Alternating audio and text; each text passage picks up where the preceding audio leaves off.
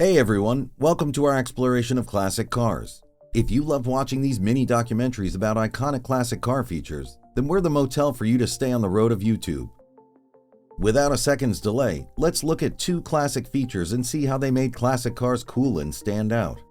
Our first feature is suicide doors. Yes, we know it's a weird name, but it has a story you'll get in this video. Suicide doors were among the unique features of classic cars. These doors opened in a reverse direction, meaning that the hinges were located at the rear of the door rather than the front.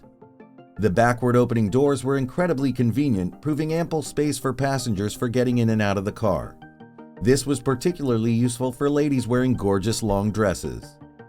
By now, you must be interested in knowing why these doors were termed suicide doors particularly. Well, the answer is very simple.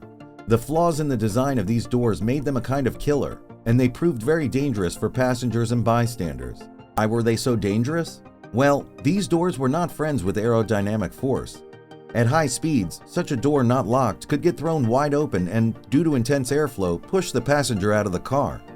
This could prove fatal, as the passenger will also hit the door or, in the worst case scenario, fly straight into oncoming traffic. Suicide doors were common in the cars manufactured in the first half of the 20th century. The iconic Citroën Traction Avant of 1934, which was the world's first unibody front-wheel drive car, had the suicide doors. Rolls-Royce and Bentley's cars used suicide doors from the late 1930s until the mid-1950s. The inspiration for this design was taken from the carriages. The trend of suicide doors started when the middle doors were introduced in the carriages because the vehicle industry was in its infancy, and they were taking inspiration from other modes. So automobile makers started the coach door, later known as suicide doors. Suicide doors were favored for their convenience and style, allowing easy access to the car's interior.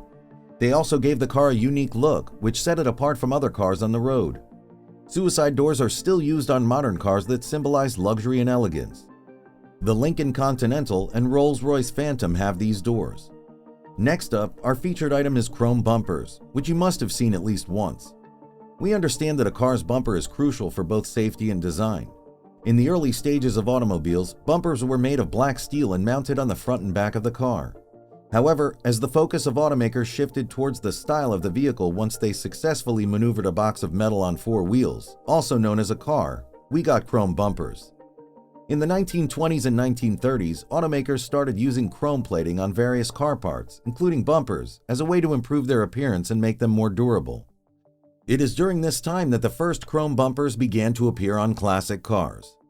Chrome bumpers became a standard feature on most cars in the 1950s and 1960s. In the 1960s, every car on the road could be seen with chrome-plated bumpers with the aerodynamic wings of the 1930s and the tail fins of the 1950s. The chrome bumpers were good for aerodynamic design, visual interest, and car safety as they absorbed impact during a collision. The chrome bumpers were designed with certain curves and contours to continue the body flow of the car. We can say that it was beauty with strength. The chrome bumpers can still be seen today on trucks, but it is a different feeling to see chrome bumpers on a classic car. This combination is a straight portal to the classic era.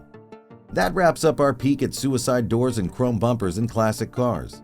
We hope you enjoyed this exploration of these iconic features and now better understand how they make classic cars stand out. If you guys have any feature you want us to discuss, please leave it in the comments section. We'll certainly take you on more rides to the classic era like this one. Don't forget to subscribe to the channel if you like this video. Thanks for watching and happy cruising!